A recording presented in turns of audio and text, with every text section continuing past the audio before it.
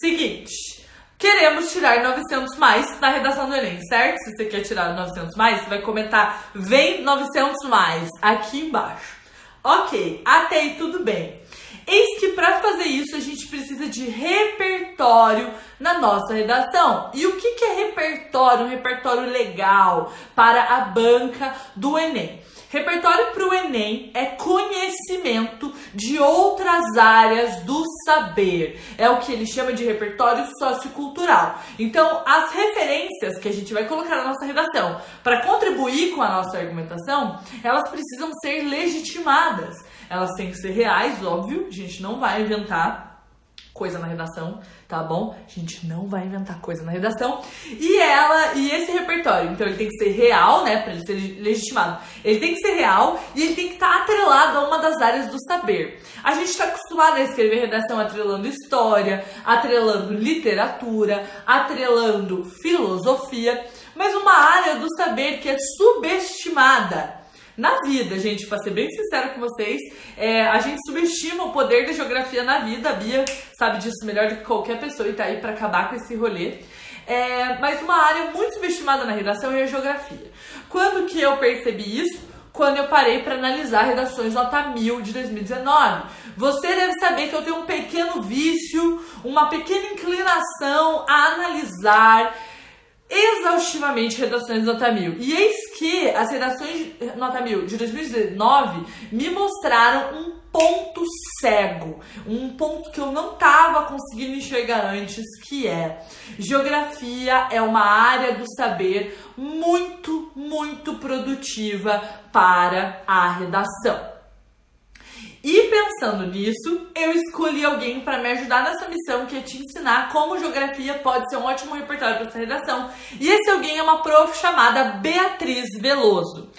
Juntas, deixa eu até pôr uma imagem aqui de novo, juntas nós preparamos esse material que você tá vendo aqui, de 12 páginas, porque aqui a gente não tá pra brincadeira, tá? 12 páginas, e você vai saber como baixar esse material no final dessa live. Então quem ficar até o final vai poder baixar, tá bom? Agora eu quero pedir pra você pegar sua água, né? Porque aqui a gente tira 900 mais sempre hidratados, sempre. O nosso 900 mais é um 900 mais da hidratação, entendeu? A pele, ela tem que aguentar o tranco que é seu vestibulando. Então vamos ajudar. E vamos tomar água. A Gabi tá perguntando quanto é. É de graça, meu amor, pra quem ficar até o final, tá bom? Água, material de anotação e de preferência um lugar que você tenha silêncio pra você poder se concentrar, porque o que vai rolar agora é uma verdadeira aula, tanto para vocês quanto para mim. Eu acredito que eu vou aprender muito nessa aula hoje e juntos a gente vai descobrir como citar geografia na redação, tá? Vamos lá. Eu vou aceitar a Bia agora. Tá me ouvindo, princesa? Tá me ouvindo? Não, eu tive que levantar a minha cabeça pra coroa não cair nesse momento. Deu tudo certo. Meu Deus do céu, a lágrima veio aqui, ó. Eu falei, eu não posso chorar, porque eu sou uma fênix e eu vou voltar nessa live. Mais forte do que nunca. nunca. Minha maquiagem belíssima, borrada, entendeu? Ai, eu rio muito, cara. E uns alunos meus mandando mensagem. A live travou? É minha internet? Vocês vão voltar? Eu, não, peraí, calma aí que a gente vai resolver. Sim, a volta das que não foram. É a nossa volta. Estamos aqui de novo. Quero pedir, Bia, para você se apresentar para a galera que tá aqui por meio do meu Instagram e tá maluco para te conhecer. Gente, prazer. Meu nome é Beatriz Veloso. Eu sou professora de geografia. Eu tenho o meu perfil no Instagram e também tenho um canal no YouTube que eu posto videoaulas mais curtinhas explicando a matéria. E como eu já tinha comentado, meu objetivo de vida é tentar passar a geografia de uma maneira simples e mostrar para as pessoas que a geografia está em tudo. Ela é uma disciplina holística, uma disciplina interdisciplinalizada. Então, por exemplo, a aluna chegou até a comentar que muitas pessoas acabam, às vezes, desvalorizando a geografia. Achar, não precisa estudar, é muito fácil. E o buraco é mais embaixo, não é assim? Mas não quer dizer que a gente não possa passar o conteúdo de uma maneira simples. Podemos? E é isso que a gente vai fazer hoje. Simples e contextualizadas, meu amor. Porque o negócio é o seguinte. O Enem sempre cobra um problema, né? Então, se você que tá aqui não sabia ainda, já anota aí. O Enem sempre cobra um problema. Lá no material em PDF que a gente vai disponibilizar para vocês, tem esse rolê explicado também. O Enem escolhe um problema da sociedade que está silenciado, que está quietinho. É um problema que afeta muita gente, mas que não está recebendo a devida atenção, tá? E aí, quando a gente vai pensar nesse problema para argumentar, a gente pensa nas causas desse problema, para poder construir a sua argumentação. Então, por que esse problema existe? E, gente, causas geográficas também afetam esses problemas. Por exemplo, ano passado, o tema foi a democratização do acesso ao cinema no Brasil, né? E aí, lá na proposta de redação, a gente descobria logo de cara que as pessoas que moravam em determinados lugares do Brasil ou das cidades, determinados bairros das cidades, não têm acesso às salas de cinema. Não tem sala de cinema perto. Então, isso mostrou pra gente que a gente tem que pensar geografia. E claro que geografia não é só localização geográfica também. A gente está olhando para a sociedade, mas de forma geral, é um conteúdo que a gente esquece de fazer essa conexão. Mas isso acaba aqui. Porque nós vamos resolver esse rolê agora e hoje. Desculpa. Desculpa. Pode falar. Não, o que eu ia comentar é que você disse que a geografia passa de capitais, né? E é exatamente isso. Durante muito tempo, as pessoas associavam geografia a algum conteúdo mais enciclopédico. Decorar vegetação, decorar clima, relevo, capital. Tem essa parte, mas o objeto da geografia é estudar o homem e o espaço geográfico, o homem e o meio ambiente, como um influencia no outro. Então a gente consegue, conversar até amanhã nisso.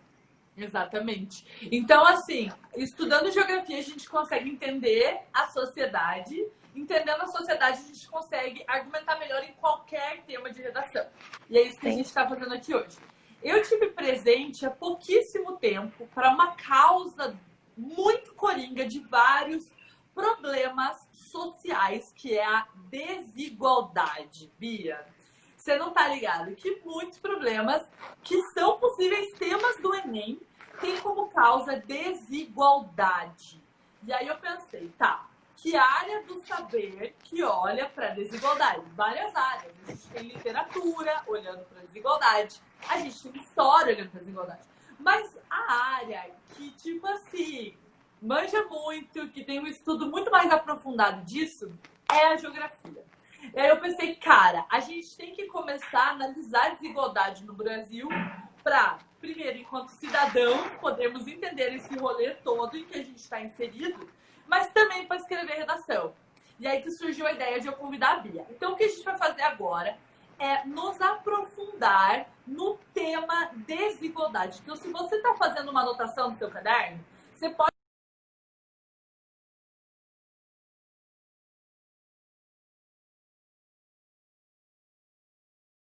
usar dos problemas que podem vir a ser. Vamos começar? Ah, não. Travou de volta? Alô? Tá me ouvindo? Voltou? Não. Eu tô te ouvindo agora. Deu uma travadinha, mas voltou. Ai, obrigada, Deus. Eu não tenho estruturas para mais uma queda de internet. Eu não tenho saúde. @Deus. A minha idade não permite mais essa internet que a mesma vez. Eu tô te vendo tranquilo, tô te ouvindo também. Acho que voltou pra todo mundo. Vocês estão vendo bem, ouvindo bem? Gente, eu quero o quê? Uma corrente virtual de oração. Porque não é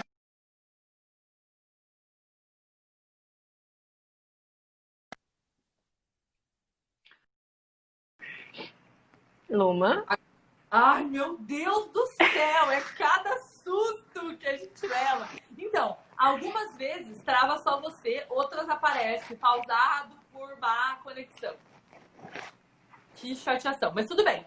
Gente, seguinte, como é que a gente vai fazer esse rolê? Eu vou desativar os comentários pra gente conseguir prestar muita atenção no que a Bia tá falando e aos poucos eu vou ativando pra vocês tirarem suas dúvidas. Pode ser? Vamos começar? Vamos. Olha, falaram aqui Acho que trave de novo. a Alma era uma estudante. Muito obrigada. Rostinho de Produtos princesa, Ivone, né, meu amor. Tudo maquiagem, meu amor. Tudo maquiagem. Maquiagem engana muito bem. E a minha idade mental, que é um total de 5 anos.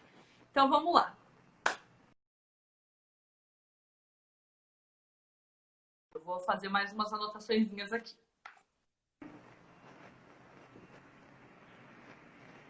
Deu Alô? certo aí? Agora foi, Voltamos? acho que agora foi. Voltou. Então vamos lá. Podemos começar? Podemos. Bom, eu acho que a primeira coisa que a gente precisa falar sobre desigualdade é o que significa desigualdade em si. Não adianta a gente começar a discussão.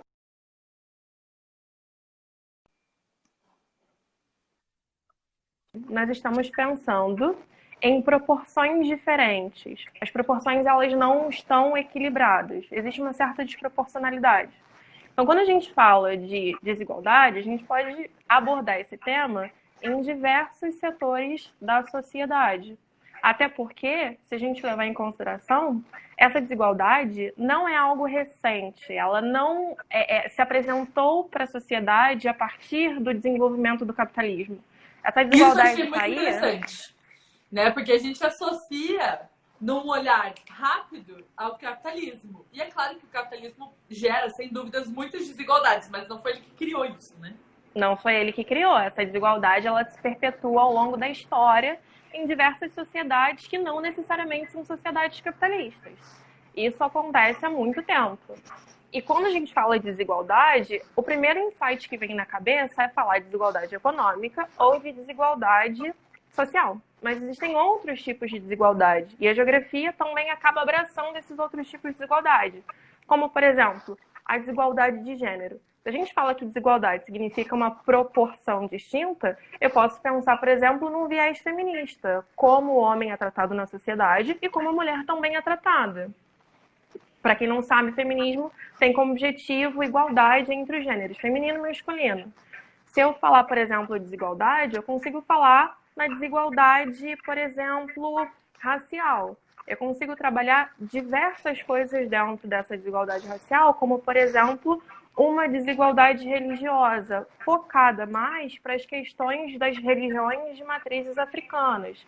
Eu consigo parar para trabalhar, por exemplo, como a questão do negro foi abordada ao longo dessa sociedade, em diversos lugares diferentes do mundo. Eu consigo parar a pensar, por exemplo, sobre a questão da formação da sociedade brasileira, quando eu falo do mito da democracia racial. Quando a gente pega o discurso do Gilberto Freire e associa com o discurso, por exemplo, do Florestan Fernandes. Um falando que não, a sociedade brasileira é uma mistura maravilhosa, é um povo amistoso, é uma mistura do branco, do negro, do índio. E vem o Florestan Fernandes e dá literalmente um chute no meio dos peitos do Gilberto Freire e fala, não é assim que funciona. Vamos lá, vamos pensar com calma essa relação, que não é por aí não. O Gilberto Freire já foi citado em redações nota 1000, por meio do livro Casa Grande Senzala. Casa Grande Senzala. E aí, eu não lembro como é que era exatamente essa redação nota 1000, se ela usava o livro para contrapor, então para dizer, isso é uma visão totalmente romantizada de igualdade racial que não existe no Brasil, ou se a pessoa interpretou errado o livro e usou para embasar esse argumento. Eu não tenho certeza agora, eu até fiquei curiosa, quero rever essa redação nota 1000. Mas, gente, você que quer citar Gilberto Freire na sua redação, porque viu nessa redação nota 1000, saiba que, primeiro, você pode fazer isso se você vai criticar a forma como ele traz uma coisa que não é real, né? Que é essa igualdade racial, esse convívio harmonioso, lindo, maravilhoso da novela das 9. Então você pode usar, não significa que você não possa, mas o que a Bia está fazendo agora é apresentar pra gente um novo pensador da geografia, que se chama Florestan Fernandes. Florestan Fernandes. Está anotado no PDF que a gente vai disponibilizar para vocês depois, tá? Vamos lá. Então tá. Então a gente também pode pensar, por exemplo, em outros tipos de desigualdade, como a questão da desigualdade etária, como você consegue inserir uma população mais nova, então até mesmo uma população mais idosa no mercado de trabalho, e a gente pode chegar na realidade da desigualdade econômica. e, obviamente, essa desigualdade econômica acaba abraçando a desigualdade social. Só que, como eu falei para você, a geografia pega o homem e associa com o meio. Então, como é que você consegue espacializar essas desigualdades? Tem como você espacializar em todas essas desigualdades que eu apresentei para você. Agora, se a gente fala da desigualdade econômica, a gente pode pensar, por exemplo, quais são as pessoas que estão ocupando quais espaços.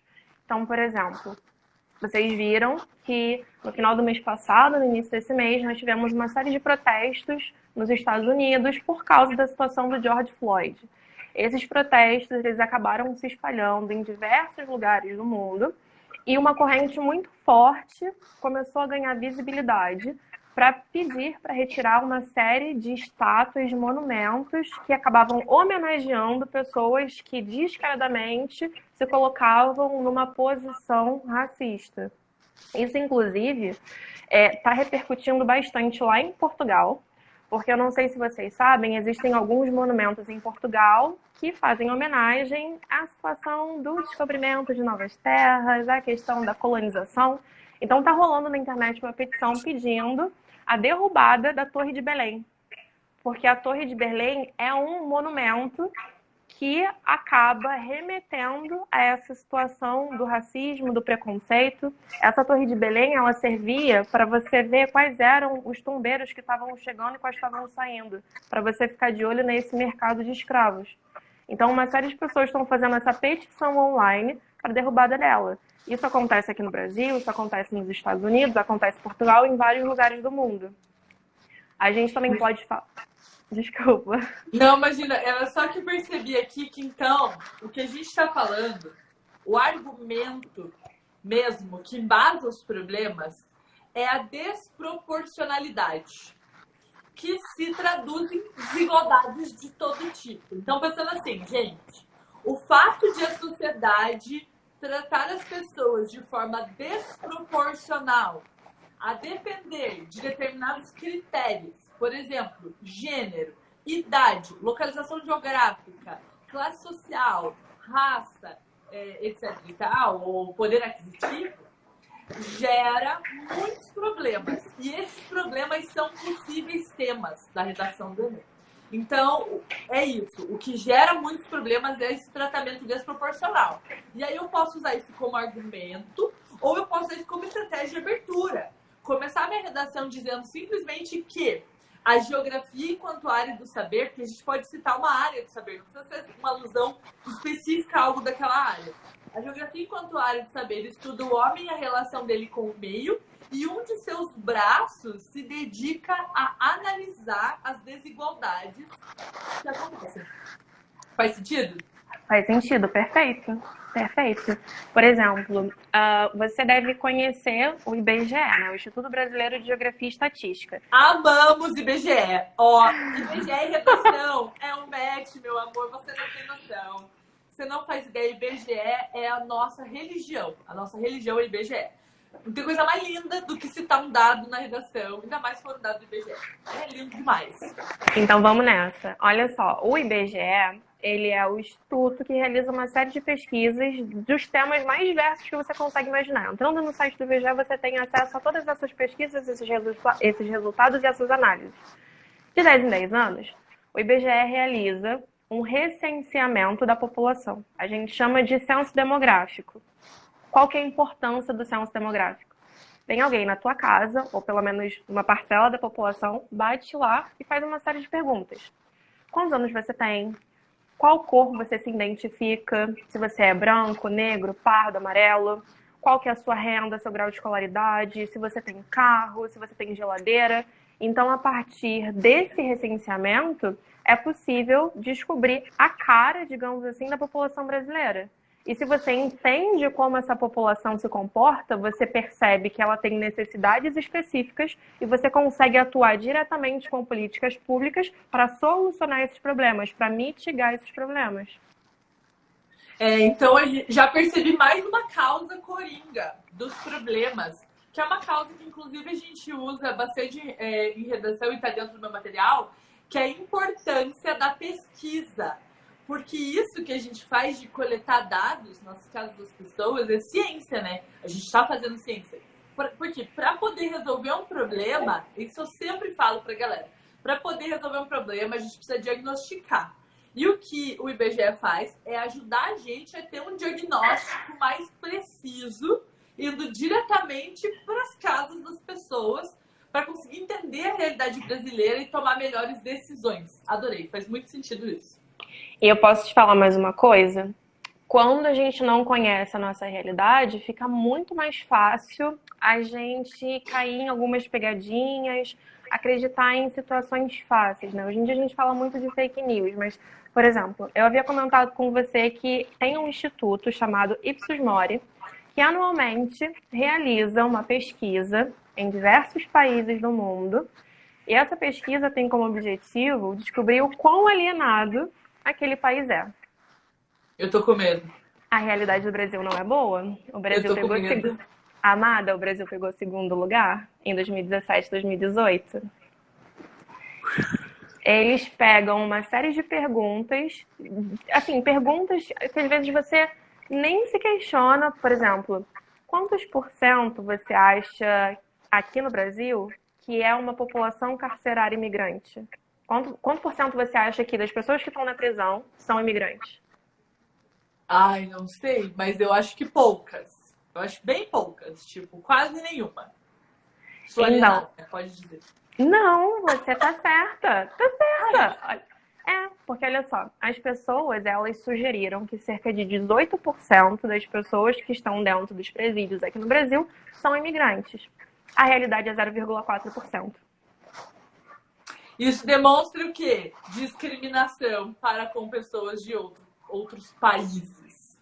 Xenofobia. Menina, eu tô em choque. Então, vou só pausar um pouquinho para conectar uma coisa muito importante. Gente, o nome dessa pesquisa tá lá no PDF, tá bom? Então, fiquem tranquilos com relação a isso. Mas, uma coisa que não tá lá, porque eu acabei de pensar, é que alienação social é um argumento da redação.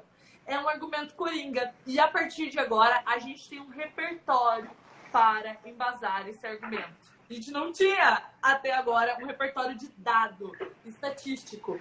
O Brasil ficou em segundo lugar, no sentido de o segundo país mais alienado? Uhum. A gente está no topo. Em 2017 e 2018, a gente estava ali nas cabeças.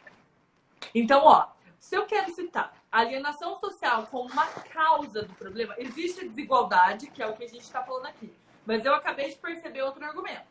A alienação social é uma causa de vários problemas. Você pode embasar com algum pensador que fala sobre isso, dá super certo. Você pode embasar com alguma obra literária que metaforicamente aborda isso, também dá super certo. Mas agora a gente tem um dado estatístico de uma pesquisa feita a nível mundial que chegou ao resultado de que o Brasil é o segundo país mais alienado do mundo. Em 2017? 2017 eu não me lembro a posição específica, mas tanto em 17 quanto 18, que foram os dois últimos dados que eles soltaram, a gente estava ali entre os 3 primeiros. Vocês conseguem todos esses dados e todas as pesquisas e todos os resultados de todos os países só jogando no Google. Perigos da percepção Ipsos Mori. Tem disponível lá. Então, eles fazem um gráfico, o que a pessoa disse e qual é a realidade. E é triste, woman. Vamos escrever esse nome aqui no chat, pode ser? Você consegue pôr aí pra gente? Consigo. Eu tô aqui, ó, com outro telefone. Coloco rapidinho. Tá bom. Porque aí, gente, isso é muito fácil de lembrar no dia do Enem.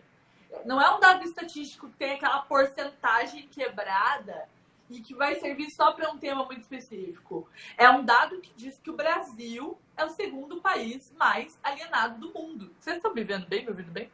Sim. É o segundo país mais alienado do mundo. E aí isso embasa o argumento de alienação social, que gera muitos problemas da sociedade brasileira, como é o caso do tema em específico do Enem, caso você vá usar esse argumento lá. Gente, isso é muito precioso, muito mesmo. Vamos lá, voltando. Vocês anotaram, gente? Ipsos Mori. Entendi. Eu não tinha entendido nada disso. Eu escrevi totalmente errado. Ainda bem que quem escreveu foi você. Vamos lá, continuando. Eu vou tirar os comentários de novo. Gente, às vezes eu coloco os comentários só pra ver se vocês vão dizer, tá travado, não tá dando delay, só pra ver uma atualização de vocês, tá bom? Uhum. Voltando. Vamos lá. Tá. Então, a gente estava comentando sobre a espacialização, a materialização dessas desigualdades na sociedade. E a gente estava falando especificamente a questão econômica. Eu vi nas conversas, né, os comentários aqui da live que subiu, alguém pedindo para falar sobre o preconceito linguístico, por exemplo. Não deixa de entrar numa questão de desigualdade econômica e desigualdade social também. Se você parar para pensar o nível de instrução das pessoas que acabam muitas vezes falando de uma maneira não formal, que a gente estuda, né, na gramática, tudo bonitinho na escola, existe ali uma certa discrepância. A gente pode falar também, por exemplo, quais são as pessoas que estão frequentando alguns lugares específicos, como, por exemplo, qual que é a parcela da sociedade que está dentro dessas prisões. É a população branca? É a população negra? Estrangeira? Indígena? Quem é que está ali dentro? Quem é que está, na sua maioria, por exemplo, ocupando as escolas públicas do país? Quais são as pessoas que têm uma renda menor para usarem, muitas das vezes, esses serviços públicos? E como que é a qualidade desses serviços públicos? Percebe? Como é que se deu a história até que um grupo específico ficasse naquela posição? Acho que talvez seja interessante a gente seguir por esse caminho também. Sim. Então, o preconceito linguístico, ele não é um preconceito linguístico. Eu sou linguista e posso dizer para vocês que, cientificamente comprovado, o preconceito linguístico é um preconceito social. Ele não é não existe nada nos elementos detalhados de uma língua que defina que determinada forma de falar é melhor, é mais inteligente do que outra. Não tem nada da nossa inteligência, inclusive, que possa ser avaliado pelo nosso dialeto, pelas variações linguísticas. Então, o preconceito linguístico, ele é um preconceito puramente social, ligado a determinadas localizações geográficas e determinadas classes sociais. E aí, claro, que a gente tem o papel da escola, que muitas vezes a escola pública, por ser deficitária em vários níveis, formação de professores, investimento, etc. e tal, não ensina a norma padrão para todo mundo. Então, alguns grupos são privados desse conhecimento. E em contrapartida, muitas vezes não desmistifica esse preconceito, valorizando a variação linguística. Então, também, pessoas de colégios bons, que têm acesso à norma padrão, aprendem norma padrão da língua portuguesa, muitas vezes, por meio de um discurso preconceituoso. Se você não domina isso, você não vai ser ninguém na vida. E é claro que a norma padrão, ela é um meio de ascensão social. A gente dominar a norma padrão. A redação do Enem é um exemplo disso. Ela tem que ser escrita em norma padrão. E se eu fizer uma boa redação, a chance de eu entrar na universidade é muito maior. Então, de fato, a norma padrão é um meio de ascensão social, mas isso não é motivo para as outras variações do português serem tão discriminadas. Então, tem tudo a ver com geografia também. Tem. É bem interessante a gente parar para pensar, porque, me corrija, por favor, se eu estiver errada, mas na minha cabeça, o objetivo da linguagem é estabelecer uma conexão. Eu falo alguma coisa e você compreender. Então, se eu falo tauba, você consegue entender o que eu estou falando. Não sei se é um absurdo que eu estou falando, mas na minha cabeça é por aí. Tem a ver com isso e tem também a ver com o fato de que muitas coisas que são consideradas erros de língua portuguesa não são erros. Elas refletem alguns padrões. Por exemplo, pessoas que falam o verbo varrer com som de B. Barrer. Foi estudado um cara chamado Marcos Banho, que inclusive é autor do livro Preconceito Linguístico, que é como se faz, foi estudar o padrão desse erro, desse desvio da norma padrão. E ele descobriu que as localidades em que isso surgiu são localidades que foram colonizadas por povos de língua espanhola. E no espanhol, o V tem som de B. Então, o que é considerado erro não é um erro, é uma influência da colonização. Claro que, na norma padrão da língua portuguesa, V tem som de V, né? Sai dessa forma. Mas não necessariamente as pessoas tiveram acesso a esse tipo de conhecimento, né? Então, tem a ver com questões geográficas, questões questões colonizatórias e questões de acesso ao ensino massivo de norma padrão também. Ai, adoro esse tipo de conversa. Eu amo também.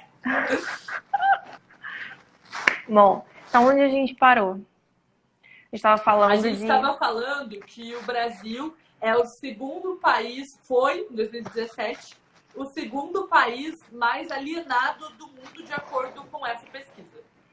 Beleza. Então, assim, a gente consegue entrar nesse ponto do diálogo para vários lugares diferentes. A gente pode caminhar para vários lugares. Eu acho interessante a gente trazer, por exemplo, alguns indicadores da geografia para usar como exemplo. Então, assim, fala-se muito que o Brasil está no topo dos maiores PIBs do mundo. O que significa PIB? A definição da sigla PIB é Produto Interno Bruto. E o que quer dizer esse termo? O PIB, ele mede todas as riquezas que foram produzidas num país, numa cidade, num estado, num período que geralmente é de um ano. Então, significa que se o seu PIB foi alto, quer dizer que tem dinheiro circulando nessa economia, ela está fortalecida, está bacana. Mas uma coisa que a gente não olha com calma, muitas vezes, é que o crescimento econômico não significa necessariamente um desenvolvimento econômico. Então, vamos para o dado. O Brasil, ele é a 9ª maior economia do mundo hoje. Você pode falar assim, ai, o Brasil tá com uma economia muito ruim. Amado, somos a 9ª maior economia do mundo. Ricos! A gente tem dinheiro. É isso, a gente tem dinheiro. Somos ricos. Eu sou rica. Eu sou rica. Estamos na 9ª maior economia do mundo. E aí você começa a se perguntar, meu Deus do céu, a gente tem mais dinheiro do que, muito país europeu que a gente fala assim, eu quero, meu objetivo de vida. O que aconteceu aí entre ter muito dinheiro e se refletir na realidade da população? Qual que é esse abismo? Não está fechando. Então, por exemplo, se eu falo do IDH, o Índice de Desenvolvimento Humano, que mede a qualidade de vida da população baseado nos indicadores de saúde, de renda e de educação, o Brasil ele está na posição 79. A 9ª maior economia está na posição do IDH de 79. Lembrando que o IDH ele vai variar de 0 a 1. Então, eu sei que se eu estou medindo a qualidade de vida, é bom se eu tiver um 0, próximo do 1. Percebe? Então, se eu tiver um 0, mais próximo do 0, é porque minha qualidade de vida não está boa. Tenho que repensar alguma coisa aí. O que está ruim? Nessa renda é o quê? A concentração de renda ou essa renda está bem distribuída? Na questão de educação, as pessoas estão entrando nas escolas, mas elas estão conseguindo se formar? Elas têm diploma? Ou então tem hospital para todo mundo? Uma situação interessante, inclusive, é que o IDH ele mede o acesso aos serviços, ele não mede a qualidade. Então, por exemplo, no Brasil, questão da aprovação automática. Eu vou medir quantas pessoas estão saindo da escola com um diploma. Eu não vou ver se essa pessoa sabe o beabá, se ela está letrada, se ela entende um parágrafo que ela lê. Não é isso. Mede o acesso, não mede serviço, né? A qualidade. Então, eu vou ver assim, tem hospital para todo mundo? Beleza, tem hospital para a quantidade da população. Mas se eu for nesse hospital, eu vou ter um médico para me atender? Eu vou ter um leito? Eu vou ter aspirona? Como é que vai ser esse atendimento? Então, existem, por exemplo, alguns indicadores que são melhores, digamos assim, do que outros, porque eles acabam se aprofundando mais em algumas situações. Por exemplo, quando a gente pensa na situação de renda, tem muita gente que aborda o PIB per capita. Então, eu vou pegar o PIB, aquela riqueza produzida, e dividir pelo número da população. Aí eu te faço uma pergunta, Luma. Amada, você tem a mesma renda do Ike Batista? Não, eu tô na meta, mas eu não cheguei lá ainda. A gente tá ali, batalhando. Não, então, eu tô muito perto, assim. Nossa, eu tô quase lá. Tanto que eu sou a Luma de Oliveira também, sabe? Não sou ex-mulher dele, mas a riqueza tá pertíssimo. No sangue, no sangue. Então, por exemplo, a gente pode falar que esse PIB per capita ele não reflete a realidade, porque eu não tenho dinheiro do Ike, você não tem dinheiro do Ike, não sei a galera que está assistindo a gente. Então, ao invés de medir o PIB per capita, a gente pode usar, por exemplo, um indicador que se chama coeficiente de Gini. Bia, o que é coeficiente de Gini mede? Concentração de renda. Então, o coeficiente de Gini ele também vai variar de 0 a 1. Nenhum país é 0, nenhum país é 1. Porque se a gente está falando de concentração de renda, a situação de 0 seria todo mundo com o mesmo dinheiro, está dividido igualmente. E 1 significaria uma pessoa detendo todas as riquezas e os outros chupando o dedo. Isso a gente não tem. Então, se eu só para a galera não confundir. Então, preste atenção assim, falei de 2 indicadores que variam de 0 a 1. Se o IDH ele mede uma coisa boa, qualidade de vida, é melhor estar próximo do 1. Agora, se eu estou medindo a concentração de renda, que é uma coisa ruim, é bom eu estar próximo do 0. Essa interpretação eu tenho que saber, inclusive, porque na proposta de redação pode vir um dado como esse. Na proposta de redação pode vir essa informação. Você pode escrever pra gente aqui esse coeficiente no chat, por favor? Gente, Sim. Uma coisa muito interessante que eu quero aproveitar para amarrar com vocês. Então, a gente está falando de redação, problemas sociais, e um dos problemas, uma das causas dos problemas é a falta de investimentos. Eu quero que vocês anotem. Prestem muita atenção no que eu estou falando agora. Falta de investimento. Então, por exemplo, se eu estou falando sobre depressão e ansiedade como problemas de saúde mental da sociedade brasileira, uma das causas desse problemão é a falta de investimento em saúde pública para ter um atendimento de psicólogos e psiquiatras para a população em geral. Essa é uma causa do problema. A gente não tem isso disponível hoje no SUS, da forma como deveria ser, para dar um acompanhamento real. As pessoas têm que pagar consultas de 100, 200, 300 reais, e aí não vai rolar para muita gente. Então, a causa é a falta de investimento. Eu posso embasar essa causa com esse dado de que o Brasil é a 9ª maior economia do mundo. E aí você vai dizer, Luma, mas não faz sentido. Eu estou falando da falta de investimento, e aí eu vou colocar que o Brasil é a 9ª maior economia do mundo. Mas então, eu vou colocar justamente para dizer que a gente tem como ter uma saúde mental, um acompanhamento de saúde mental público para todo mundo. A gente tem como. Teoricamente, a gente tem o número de dinheiros necessário para ser investido nisso. E não está acontecendo. Então, eu coloco um número para contrapor. Para dizer, olha, mesmo sendo a 9ª maior economia do mundo, o Brasil não tem investimento sério e massivo em acompanhamento de saúde mental no Brasil. Luma. Isso vale para temas da educação, para qualquer tema cuja causa seja falta de investimento. Posso citar só mais um drop de conhecimento um pouquinho mais atualizado? Por favor.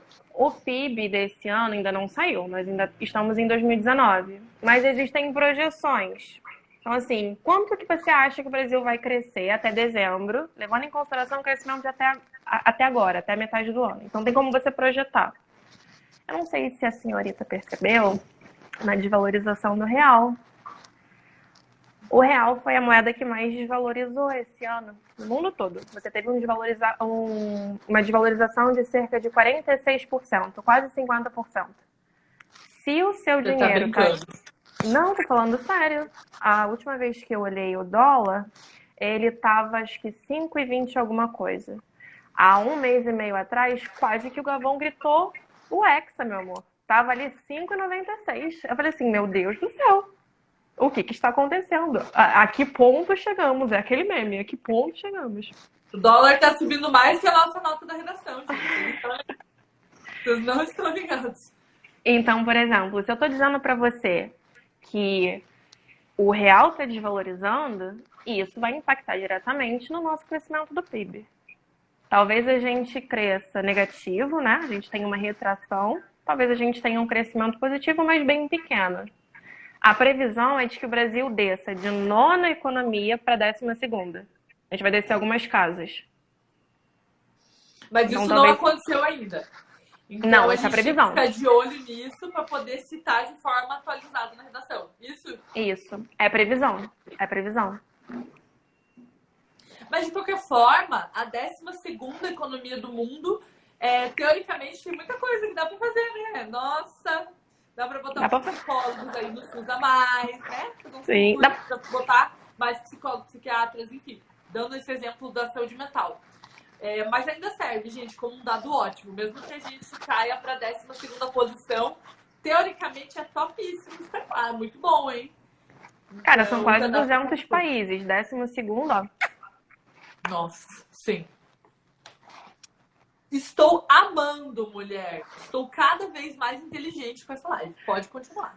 Eu tô enriquecendo de conhecimento que você tá falando, tá complementando, eu tô assim, Não, você não tá ligado que você tá mudando a nossa vida, Beatriz. Minha e do squad, de todo mundo que tá aqui nessa live hoje. Você não está ligada. Mas vamos lá, pode continuar. Tá. Então a gente está falando sobre a situação de desigualdade econômica e desigualdade social. Acho que a gente também pode abordar a situação de que os países, hoje em dia, eles são divididos em desenvolvidos e subdesenvolvidos. Sendo que o subdesenvolvido você tem os subdesenvolvidos mesmo, os mais pobres, e você tem os emergentes. O que significa um país emergente? É um país pobre que teve um crescimento econômico, mas esse crescimento econômico não acompanhou um desenvolvimento. O Brasil é um país emergente. A Argentina é um país emergente. México é emergente. Os países do BRICS, Brasil, Rússia, Índia, China, África do Sul. Mas não quer dizer que, sendo um emergente, um dia o Brasil se tornará um país desenvolvido. Não é um processo que, hoje eu sou subdesenvolvida, então amanhã eu vou ser desenvolvido. Não é assim que funciona. Você pode chegar nesse patamar, mas não necessariamente. Tudo vai depender dos seus investimentos, da administração dessa grana. Por quê? Esse processo de desenvolvimento e subdesenvolvimento, ele surgiu ao mesmo momento. Então eu tenho países desenvolvidos que não necessariamente foram subdesenvolvidos no passado. Percebe? Ai, tô chocada, tô em choque aqui. Mas faz sentido, né? Porque decisões precisam ser tomadas para que a gente possa mudar isso. Não é só esperar o tempo passar, né? Tem uma outra informação, inclusive, eu tô até olhando aqui no material para ter certeza que eu vou citar ela certinho, do jeito que as pessoas responderam a pergunta. A frase é a seguinte: corrupção, falta de investimento em educação e desemprego são apresentados como problemas e soluções para o combate da desigualdade social. Então, as mesmas três coisas são apresentadas como a causa e a solução. A única diferença é que as pessoas invertem a posição desses três agentes. Então, por exemplo, o Brasil ele é muito desigual porque o Estado ele não investe na educação. Então, eu tenho pessoas menos críticas, eu tenho uma mão de obra menos qualificada, que vai produzir um produto com menor valor agregado, eu tenho a corrupção, que desvia muito dinheiro. Solução: investir mais em educação, pensar nesse fim da corrupção, eu pensar, por exemplo, em projetos para realizar investimentos de novos empregos, obras públicas, para aumentar o número de pessoas empregadas e tentar diminuir esse gap financeiro que eu tenho entre os mais ricos e os mais pobres. Inclusive, falando disso, é muito bizarro, porque a gente fala assim, o Brasil é um país muito desigual. Ele é muito desigual e ao longo da história a gente tem uma série de comprovações dessa situação. Talvez você deva lembrar de uma frase dita durante o período de milagre econômico, que o bolo precisava crescer para que depois que ele crescesse, ele fosse repartido. É uma alusão de que durante o período de milagre econômico, o Brasil estava tendo um crescimento de 10, 12% do PIB ao ano. 10, 12% é coisa pra caramba. É o crescimento que a China estava apresentando quando ela deu aquele salto e chegou em segundo maior PIB. E aí as pessoas começaram a questionar. Cara, estamos na 7ª maior economia do mundo e eu ainda tenho um distanciamento econômico muito grande de quem eu considero rico. Por que disso? E aí foi justificado pelo governo de que o bolo precisava crescer para depois repartir. Mas você vai repartir quando esse bolo? Estou esperando até agora. Tem uma pesquisa que foi realizada numa parcela da população brasileira que perguntou se a pessoa que estava sendo entrevistada, ela se considerava parte dos 50% mais pobres do Brasil.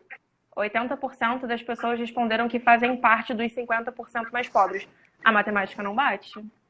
E aí perguntaram para essas pessoas: Amado, quanto que você acha que você precisa receber, quanto precisa ser o seu salário para você ser uma pessoa rica? E as pessoas falaram: 20 mil reais. Realidade com os dados da população brasileira.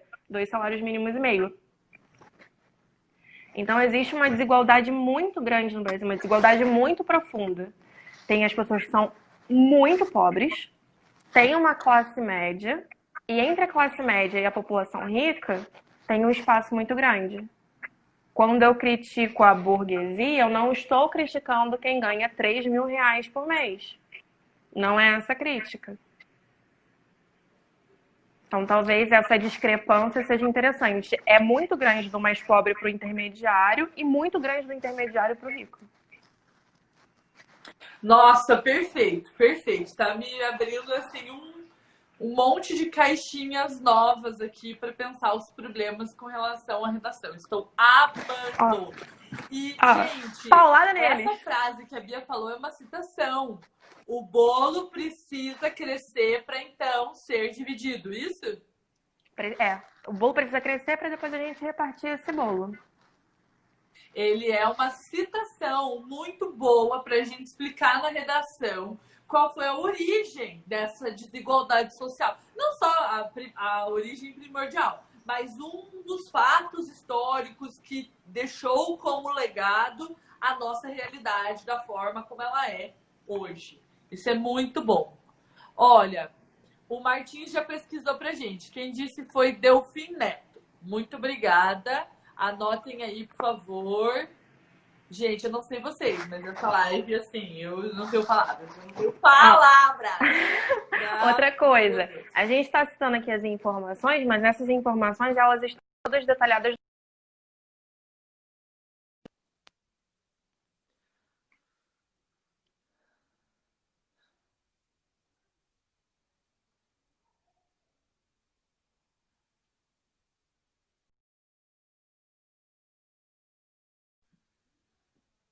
Vocês estão me vendo, me ouvindo bem? Que a Bia travou aqui pra mim. Conta aí. Estão?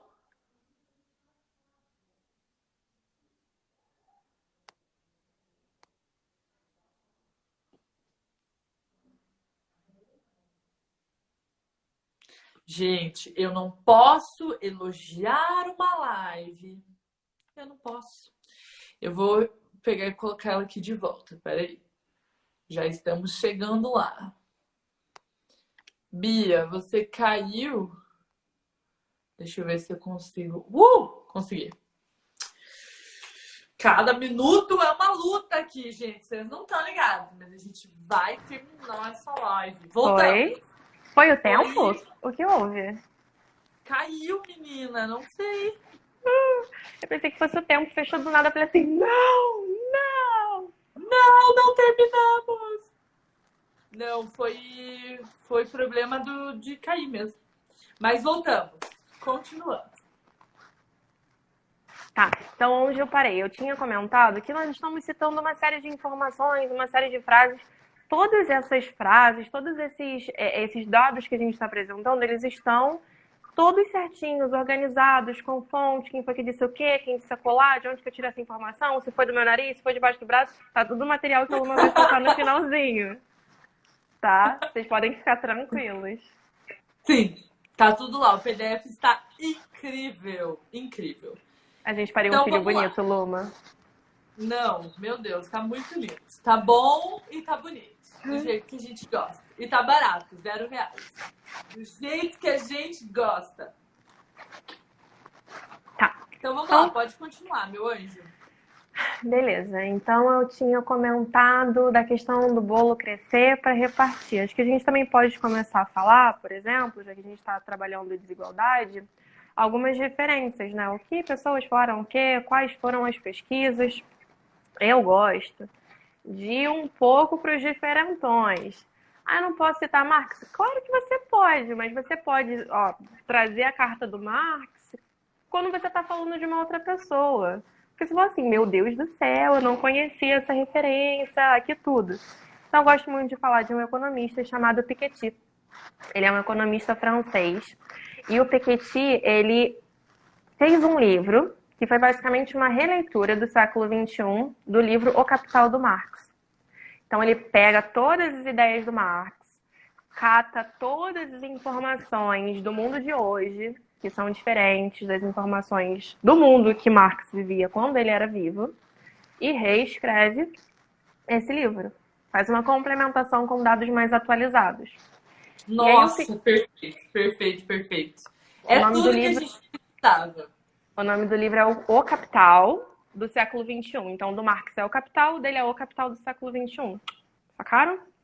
Então, por exemplo, o Piketty, ele fala que a desigualdade ele acaba acontecendo quando alguns investidores, quando algumas pessoas acabam lucrando muito mais do que, por exemplo, se a gente comparasse com o crescimento da economia.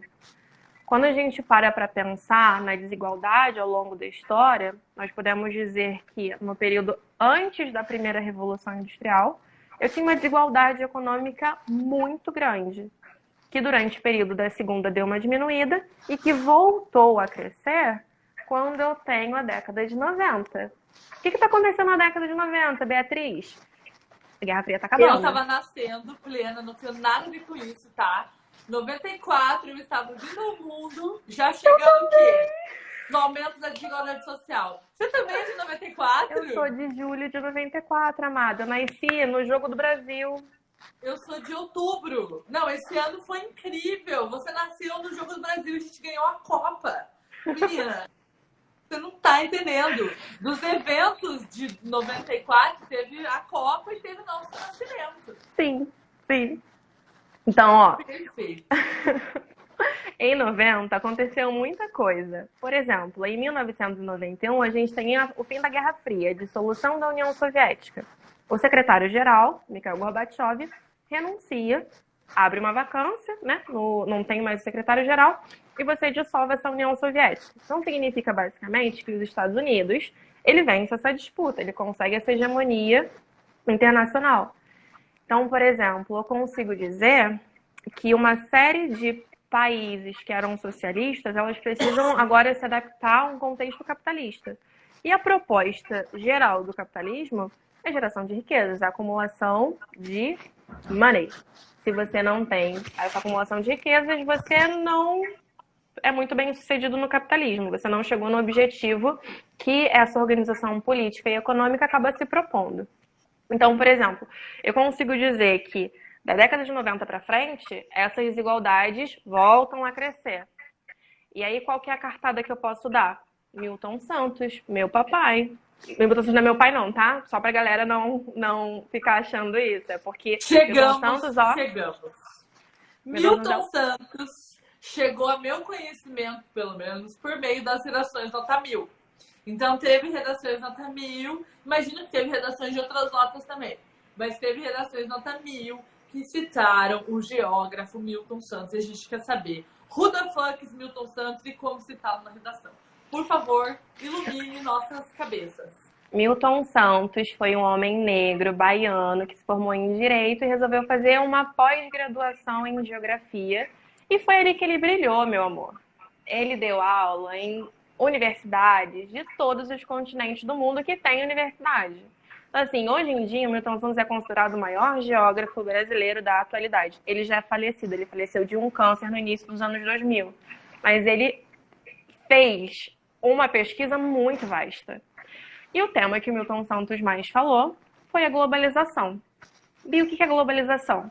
A globalização parte de uma ideia que, a partir do momento que eu tenho tecnologia para investir nos meios de transporte e nos meios de comunicação, você tem uma sensação de que as distâncias elas são menores, porque você consegue chegar num lugar de uma maneira mais fácil. Se você não for presencialmente, você faz essa ligação pela internet, por exemplo. Percebe? Então, por exemplo, essas aulas elas só estão rolando na pandemia para quem tem acesso à internet. Se você não tem, beijo, você não vai conseguir acompanhar a live. É isso que acaba acontecendo. Então, a gente tem uma sensação de que está tudo muito perto da gente. Pensa no Álvares Cabral vindo de Caravela para cá. O bichinho ficou 3 meses dentro do navio. Hoje, se você tiver dinheiro e tempo, você vai para um aeroporto e em menos de 12 horas você já está em Portugal. Isso dá a sensação de que você está muito próximo. Encurtamento da distância, você perde a noção. Só que a gente está mal acostumado com isso. Se você pegar o assento do avião do corredor, você ainda vai chegar lá reclamando que demorou. Ainda tem essa. E é tudo muito rápido. Você consegue dar a volta no mundo em menos de 24 horas.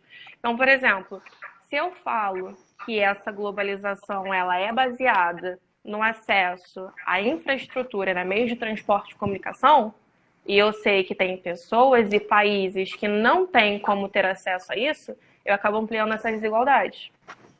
Bom, Vamos lá. então vamos continuar. No finalzinho da outra aula, eu tinha jogado a cartada no Milton Santos. Tinha explicado que Milton Santos, hoje em dia, ele é reconhecido como o maior geógrafo brasileiro da atualidade. Então, por exemplo, eu tinha comentado que o Piketty falou que a partir da década de 90, eu tenho um aumento gradativo dessas desigualdades, dessas disparidades sociais. Lembra? Então, eu falei assim, olha, década de 90, a globalização tá dando as caras, está aparecendo aí. E o Milton Santos, dentre todos os assuntos, né, que ele pesquisou, de livros que ele escreveu, ele se debruçou muito nessa globalização. Para o Milton Santos, assim, falando de uma maneira bem resumida, para o Milton Santos existem 3 tipos de globalização, Luma. Existe a globalização como fábula, anota aí. Existe a globalização como... Perfeito. Imagina esse conceito na redação. Menina, eu tô chorando aqui de emoção quase. Vai. Ó, existem 3 tipos de globalização para o Milton Santos. A globalização como fábula, a globalização como perversidade e a globalização como possibilidade.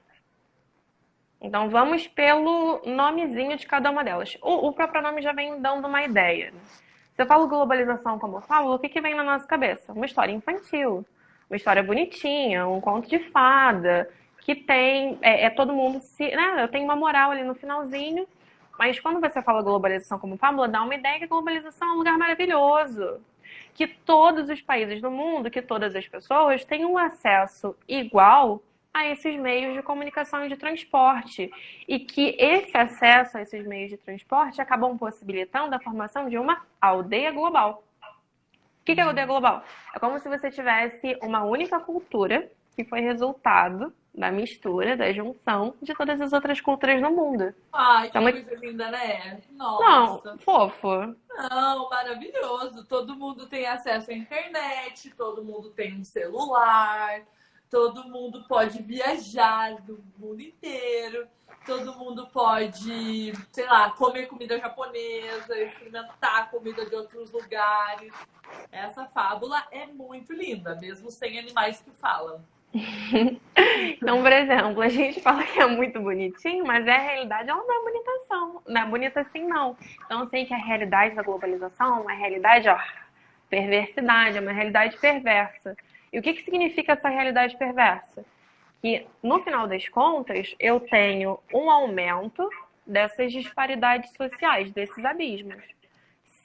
Eu não sei se você já ouviu falar de umas poetisas baianas, Luma, que falaram a seguinte frase: bom xibom, xibom bom bom.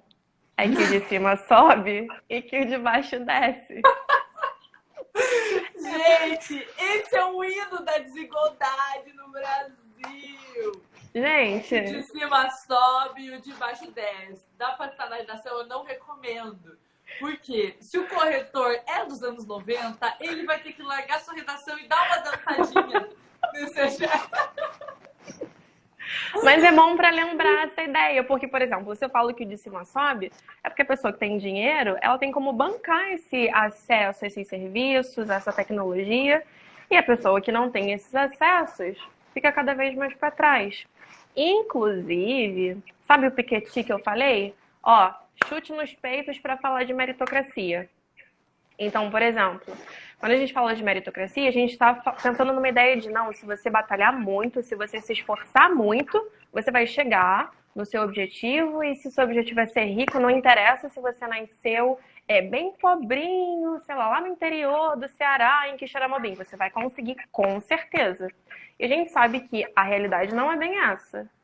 Por exemplo, e aquelas famílias multimilionárias que a pessoa que batalhou muito, ó, já tá 7 palmos abaixo do chão, e eu tenho gerações que não precisam trabalhar porque estão vivendo da renda do desempenho do outro. Onde que É. você encaixa essas pessoas? É na meritocracia? Percebe? A gente pode falar. Inclusive, a Kylie Jenner, né, ela é uma das bilionárias, das poucas pessoas que são bilionárias do mundo, e agora o título dela de bilionária foi questionado pela Forbes. Então a Forbes deu esse título para ela. Tem inclusive um episódio da série Explicando, da Netflix, que fala sobre bilionários. Você conhece essa série? Eu já matei ela. Meu Deus, menina, o que é isso? Eu não sei explicar o que a Vox fez. Gente, a Vox, que é a produtora da série, contratada pela Netflix, é um canal do YouTube. Você sabia disso? Eles são E ela é muito boa. incríveis. Eles são incríveis. E aí tem um episódio sobre os bilionários. E aí tem lá a Kylie Jenner, ela é a bilionária mais jovem do mundo. Ela é mais jovem que o Mark Zuckerberg, que até então era o bilionário mais jovem do mundo. E aí, para você entrar nessa lista, você tem que ter se tornado bilionária ou bilionário pelos seus próprios meios, sem herdar bilhões de reais. E aí, como ela tem uma empresa, que é a Kylie Cosmetics, e a sua empresa está no nome dela, no primeiro momento ela foi considerada bilionária pela Forbes, entrou nessa lista, pipipipopopó e tal. E agora tá rolando essa super polêmica de tirar o título dela ou de reconsiderar por conta dos recursos que ela já tinha para se tornar uma pessoa bilionária, o que não tira o mérito do trabalho dela, de ter a empresa dela, mas que não é tão simples assim, não é uma coisa, só porque a empresa está no nome da pessoa, é considerado que a riqueza adveio do trabalho dela. Né? Então tá dando essa treta aí super pesada. Posso citar mais um drop de conhecimento enquanto você bebe a água? A gente está falando de desigualdade social, desigualdade no acesso aos recursos. A gente também pode dar a cartada do Weber. O Weber ele parte de uma ideia de estratificação social. Então ele fala, por exemplo, que o poder econômico, o posicionamento político e o prestígio social acabam influenciando na desigualdade social. A gente pode falar, por exemplo, também do próprio Rousseau. Fazer um contraponto de Rousseau com Hobbes, por exemplo. Então, por exemplo, o Rousseau, ele fala que o homem nasce bom, mas a sociedade o corrompe. O que significa isso no final das contas, né? Essa frase de efeito. Cara, o homem ele não é bom nem é mal. Ele tá ali de boa na dele e ele vai te atacar se ele se sentir ameaçado. Ele não vai te atacar à toa. Tem um motivo. Talvez esse motivo ele não seja bom, mas tem um motivo. É justificado por algo. Então, por exemplo, se eu parar para pensar na desigualdade social hoje em dia, eu posso relacionar com o aumento da violência e da criminalidade em alguns lugares do mundo. Até mesmo aqui no Brasil. Quanto maior for a cidade, maior são os índices de criminalidade e violência dos lugares. Quanto maior for a desigualdade social e econômica de um lugar, isso vai ficar melhor marcado. Então, a gente fala muito da criação de Brasília. Pô, Brasília foi uma cidade projetada e tudo mais. Quem foi que levantou Brasília? Os candangos, migrantes nordestinos. Os candangos, o migrante nordestino, que foi lá para o Palácio do Catetinho, dormir no relento para construir Brasília, tinha verba para morar em Brasília, no setor de mansões, na Asa Norte e na Asa Sul? Não tinha. Eles começam a povoar o entorno de Brasília, criação de cidades satélite. E nessas cidades satélites, a gente vai perceber IDH muito baixo, em diversos lugares. Eu não vou me lembrar ao certo o ano que isso aconteceu, mas vocês têm internet, vocês conseguem pesquisar no Google. Teve um ano que Céu Azul, uma das cidades satélites, foi considerado o lugar mais perigoso do mundo, Luma. Então, assim, é bizarro da gente parar para pensar nessa diferença. Se eu não me engano, Goiás é o lugar do Brasil que tem a maior desigualdade econômica, porque ali para Goiás eu tenho gente muito rica e gente muito pobre. Eu tenho Brasília muito perto, eu tenho a expansão do agronegócio. Tenho gente muito rica, mas eu também tenho o oposto. Nossa, faz muito sentido. Então, basicamente, o que o Milton Santos fala é que a globalização é um meio de gerar desigualdade social. Ele acaba falando que essa globalização acaba possibilitando essa desigualdade, acaba aumentando essas disparidades. Tem uma charge no Google que eu gosto muito de trabalhar com ela em slide, quando eu tô falando de globalização. Eu não vou conseguir mostrar essa imagem aqui, mas depois eu posso te mandar, ou então eu posso... Que é o seguinte, tem uma casa que tá rolando uma festa. Então tem um banner na frente falando assim, festa da globalização. E tem um concierge na porta, né? Tem um porteiro ali na frente. E chega uma família pobre. A família tá descalça, tá com uma roupa ali meio rasgada, meio sujinho. E aí o porteiro vira e fala assim, olha só, na festa da globalização, a sua entrada é pelos fundos, não é pela porta da frente, não. Então, por exemplo, se a gente pegar Bahia, que é o lugar onde eu tenho a maior concentração de negros no Brasil. Lembrando que negro, segundo o IBGE, é população preta e parda. Eu tenho a maior quantidade de pardos no Brasil, não de pretos retintos, mas pardo é um tipo de classificação para o IBGE. Então, pardo é papel. Para o IBGE não é papel, não. Para o IBGE é população negra também.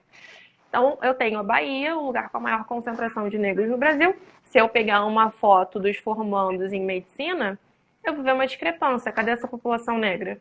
Agora, se eu pegar um concursado da Conlurb, aqui no Rio de Janeiro, da empresa que faz a limpeza da cidade, cadê a população branca? Sabe? Então, assim, a gente consegue fazer esse contraponto, espacializar, de uma maneira muito fácil. Tá no nosso olho, só basta a gente dar aquela parada, pensar e falar assim, olha, isso daqui tá acontecendo, tem um porquê desse padrão tá se repetindo. Não é à toa. Não é à toa.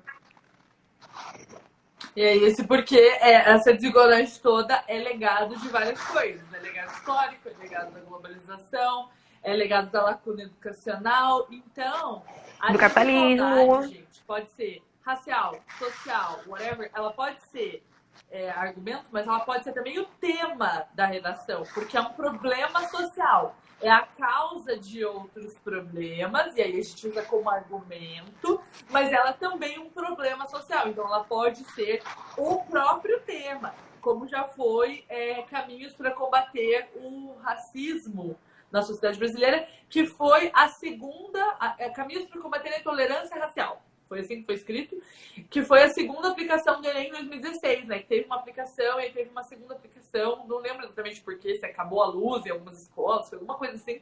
E aí teve uma segunda aplicação e aí caiu esse tema. Então pode ser um tema também. E aí se for um tema, não vai ser um argumento. Eu vou pensar nas causas desse problema.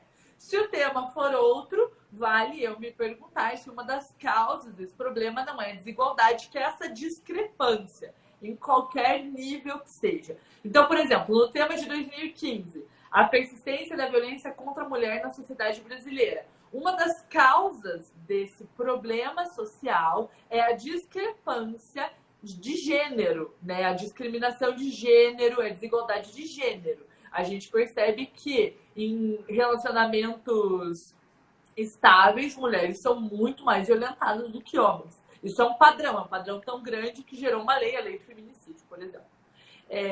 Então, aí nesse caso, a desigualdade é uma causa do problema.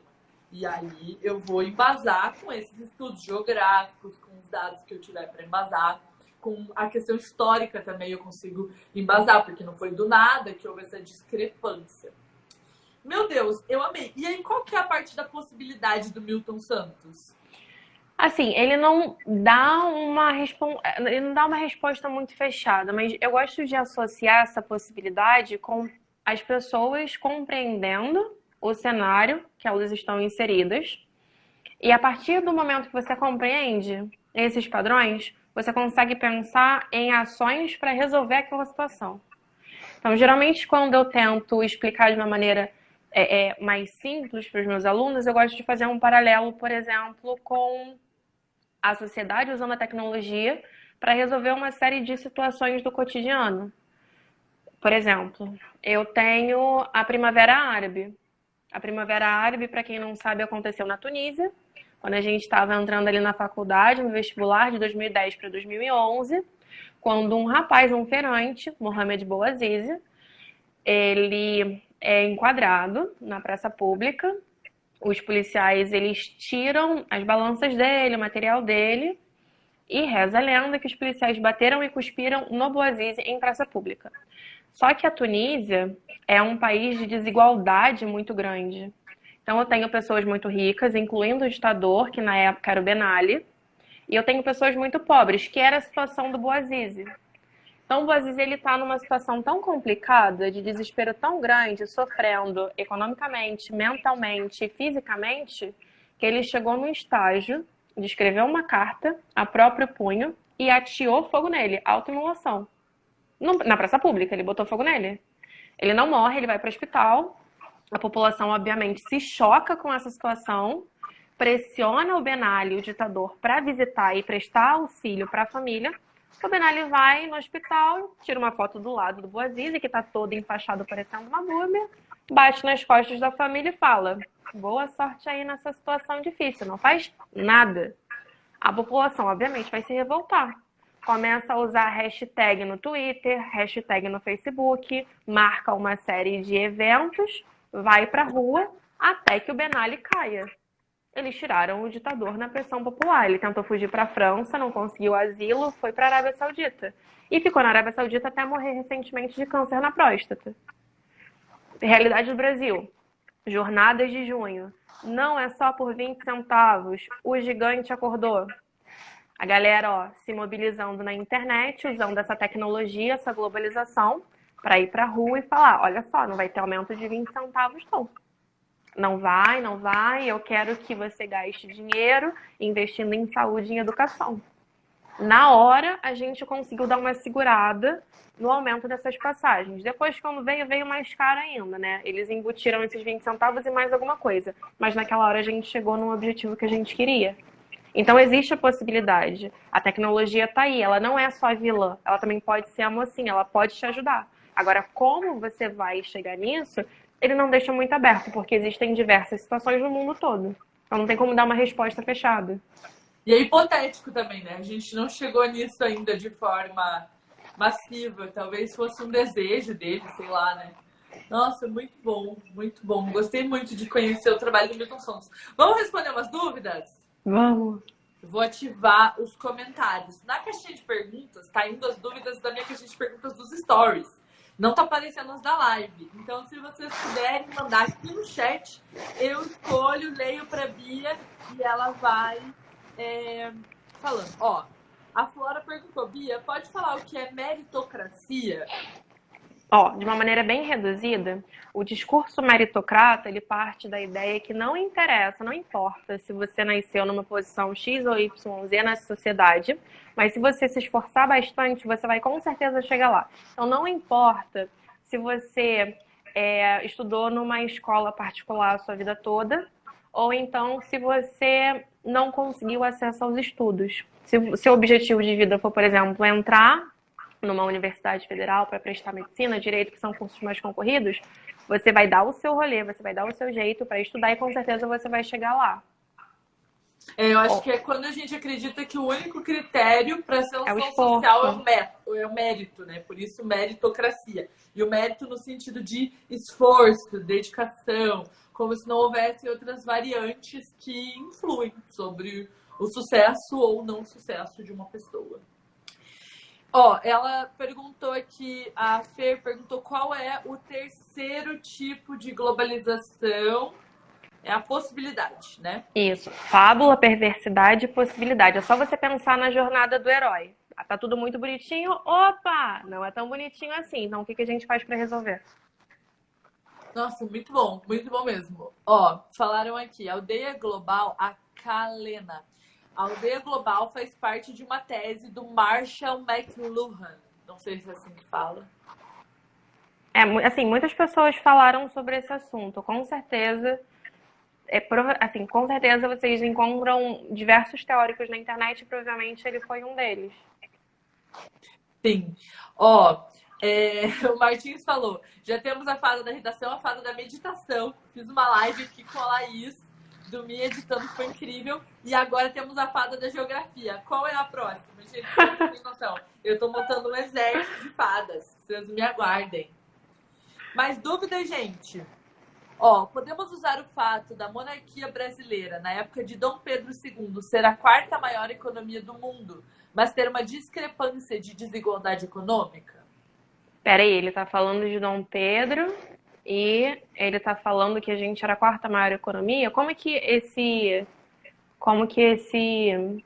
estudo foi levantado? Assim, eu não sei disso. Talvez um professor de história consiga falar melhor, mas tem que ver como é que esses dados eles foram adquiridos, porque se a gente está Sim. falando de família real, a gente tem que parar para pensar que o Brasil ele foi colônia, ele conseguiu essa independência. Brasil, país subdesenvolvido, como assim ele é a quarta maior economia? Tem Eu que. acho que dá para usar um dado mais atualizado mesmo, na verdade, né? Porque, assim, se é um dado histórico que a gente não tem mais hoje, aí a gente recorre a esse dado, que não tem outra coisa para fazer alusão. E aí o argumento de legado histórico. Mas no nosso caso, a gente tem esses dados que a gente trouxe aqui, que já ajudam bastante, né? Ó, o Clube das Wings somos nós mesmas. Milton Santos, seria um repertório coringa? Sim.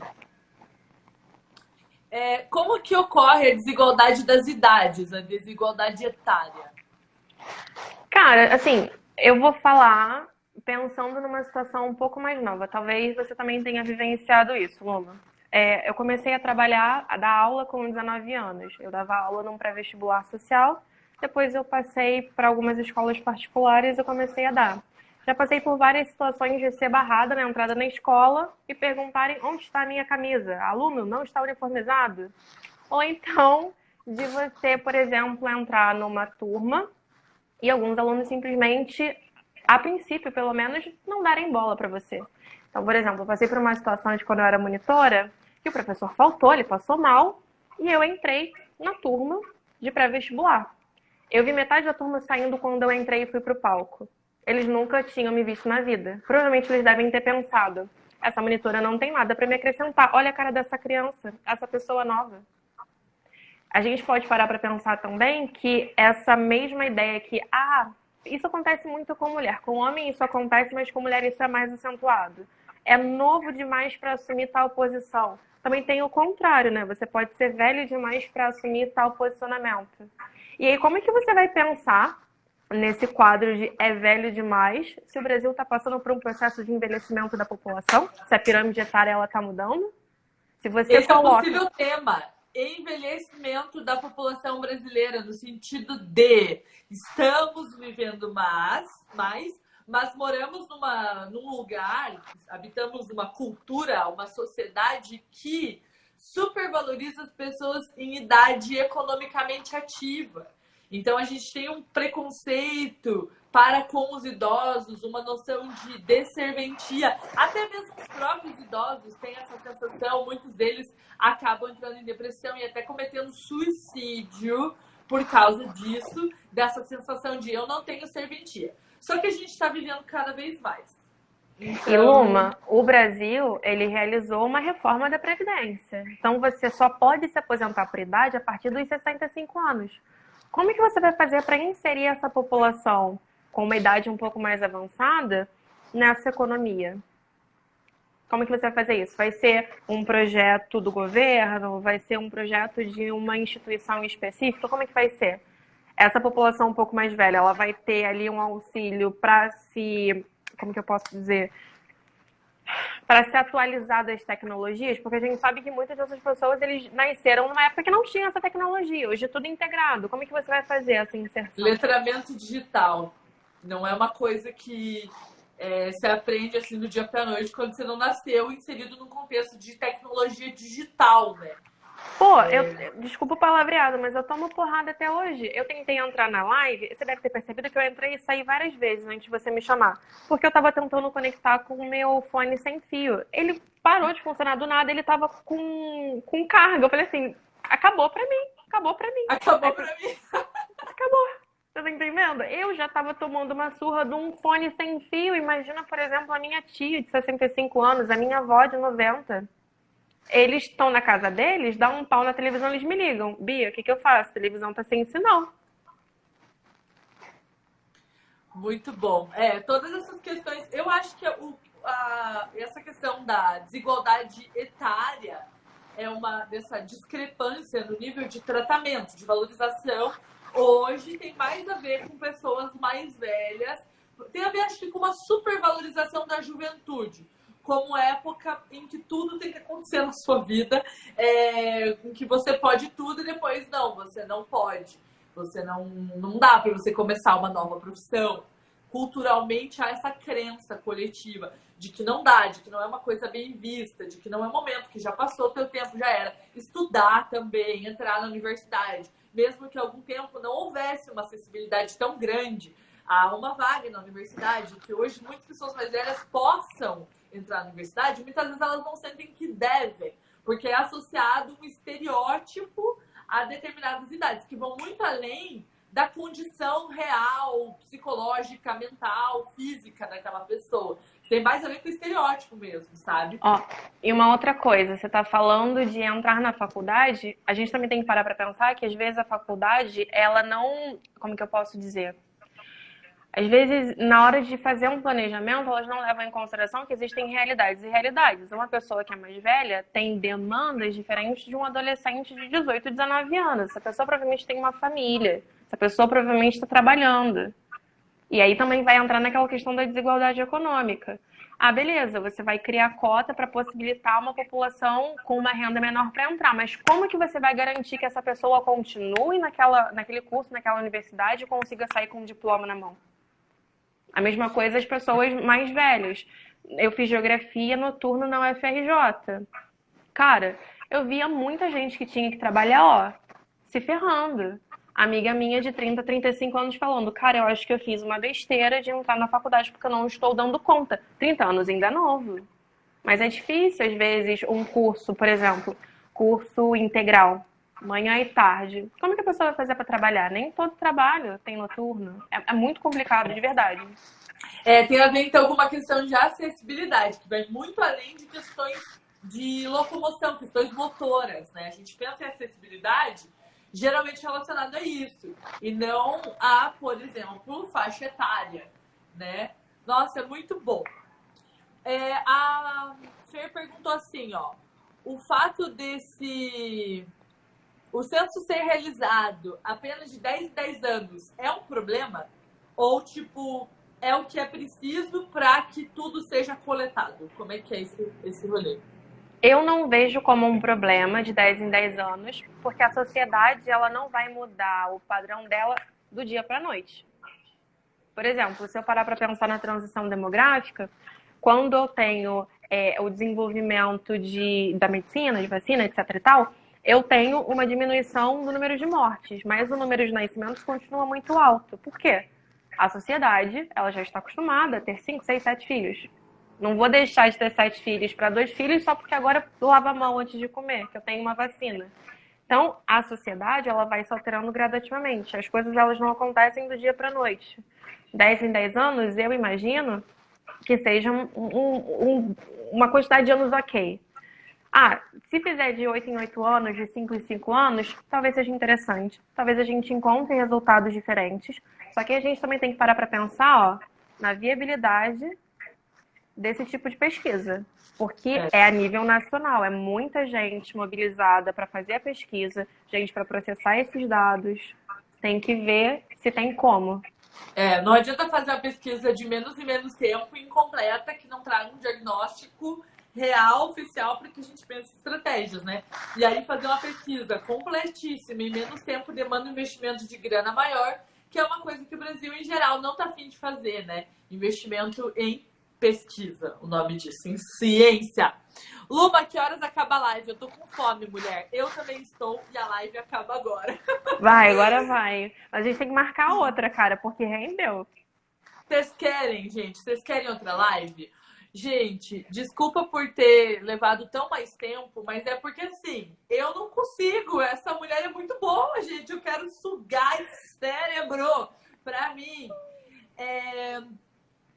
Bia, muito obrigada. Primeiro, por ser essa pessoa que sabe muitas coisas, que estuda muitas coisas, que conecta muitas coisas. Eu já queria trazer geografia para a redação, mas eu sabia que não era com qualquer pessoa. Eu precisava trazer alguém que falasse a nossa língua e que fosse comprometida o bastante para saber coisas reunir coisas interessantes. E é esse tipo de gente que eu quero por perto. Gente com muitas horas de bunda na cadeira, sabe? Eu consigo perceber quando eu conheço as pessoas se elas têm muitas horas de bunda na cadeira, se elas estudaram muito para fazer o que elas fazem, ou se elas só acham as coisas assim, ó, e vão falando, sabe? É muito diferente. Então eu queria te agradecer do fundo do coração pela parceria. Eu acho que na verdade é só o começo, hein, gente? Porque pelo que eu vi que a galera tá pedindo parte 2, a galera tá pedindo que você vá pra plataforma, pro Laboratório Redação Coringa. Eu já tô de olho em tudo aqui, ó. O olho que é outro lá, aqui. Sim. O que as pessoas... Não, tô prestando atenção. O que a galera pode fazer é mandar sugestão de tema. O que você acha? Sim, temos várias coisas geográficas ainda a aprofundar, mas também não adianta a gente virar acumuladores de referências. Sim. Então, qual que é a tarefa de casa? Eu já vou te dizer como é que você vai baixar o seu PDF. Eu quero algumas redações nascendo disso. Então, a gente tem dados para citar, a gente tem pensadores para citar, estudiosos, inclusive brasileiros e inclusive atuais, como é o caso do Piketty, que fala? Piketty. Piketty. Sim, Tomás, tá lá no PDF, tá, gente? Isso. Thomas com TH Piketty. Sim. Eu vou escrever uma redação. Minha próxima redação é segunda-feira. Toda segunda eu escrevo uma redação. E eu quero já pegar esse PDF e aplicar. Porque, gente, repertório foi feito para ser usado, não para ser anotado. E é claro que anotar é muito mais fácil e gostoso, né? Escrever redação dói, na maior parte das vezes. Mas é para isso que a gente tem esse bloco de estudos aqui dessa live incrível. É para que no nosso bloco de escrita a gente consiga escrever melhores redações. Então, enquanto a gente não botar a mão na massa, não tem parte 2, hein? Vamos escrever redações aí. A tarefa de casa de vocês é baixar esse PDF, a gente já vai explicar como. Fazer um story com esse PDF, pode ser print da capa, pode ser na tela do seu computador e marcar nós duas nos stories para que a gente possa ver que vocês baixaram, que vocês estão usando, que vocês estão gostando. Posso contar com vocês para essa tarefinha? Pode contar comigo. É o seguinte, existe um link chamado, eu vou colocar aqui, ó, Luma e ponto, então,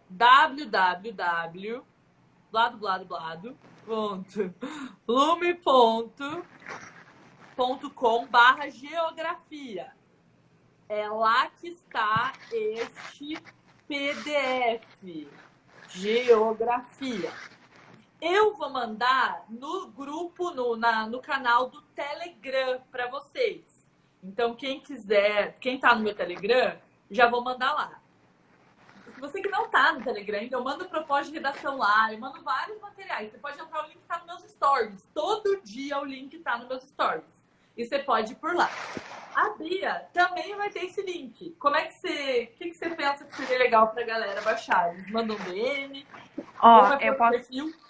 Vocês podem me mandar mensagem, eu posso colocar no meu Linktree, né, o link que fica na bio. Eu não posso botar para mandar arrastar para cima porque eu ainda não tenho 10 mil, mas eu acredito que com a ajuda da fada, o 10 mil vem, amor. Meu Deus, você não tá ligado, você vai arrastar para cima muito antes do que você imagina, e é o mínimo que você merece é poder arrastar para cima, meu amor, porque assim, você não tá entendendo. O tanto de coisa boa que tem que vir a partir desse tanto de conhecimento que você passou pra gente. Então, ó, tarefa de casa. Acessar lume.com/geografia ou acessar nos meus stories. Eu vou pôr no perfil da Bia, no Telegram. Meu amor, dá seu jeito. A gente vai dar um jeito desse PDF chegar até você, tá? Sim. Se você quer compartilhar com seus amigos, esse PDF pode ser compartilhado. Ele é gratuito e feito para ser espalhado que nem notícia boa. Porque notícia boa a gente tem que espalhar. Só que se você puder mandar o link para a pessoa, você ajuda a valorizar o nosso trabalho. Porque a gente sabe quantas pessoas tiveram acesso a esse material.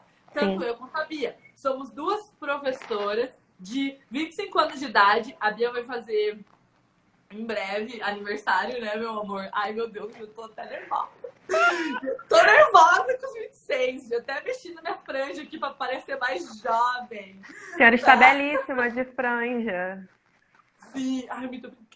Somos duas professoras, jovens, mulheres querendo ajudar vocês. Então vai ser muito bom a gente saber quantas pessoas baixaram esse material. E pra gente saber, você tem que mandar o link pra pessoa e não o PDF. Então pega esse link, manda em tudo que é grupo que você conhece. Esse PDF foi feito para ser espalhado. E não esquece de postar stories, baixando PDF, divulgando, usando o PDF em redação, pelo amor de Deus. Marca a gente também, né? Marca a gente. A gente quer ver. Acho que é isso. Fechamos? Fechamos. Beijo, Bia, gente. muito Foi um obrigada. prazer. Foi um prazer receber você aqui, ter por perto professoras, mulheres comprometidas, inteligentes, esforçadas. É demais pra mim, é tipo tudo que eu mais amo. Então, muito obrigada por ter topado estar aqui, por ter criado esse material incrível. Gente, vocês não têm noção do tanto de coisa que tem naquele material. São 12 páginas para uma live de 1 hora e pouco. Isso é muito precioso. O que mais que eu quero? Que vocês comentem. Esse vídeo, ele vai lá para o IGTV. Se vocês tiverem alguma dúvida que a gente não conseguiu responder aqui, perguntem lá que tanto eu quanto a Bia vamos responder vocês. Já ficar de olho. Um beijo para você, meu amor. Muito obrigada e até uma próxima.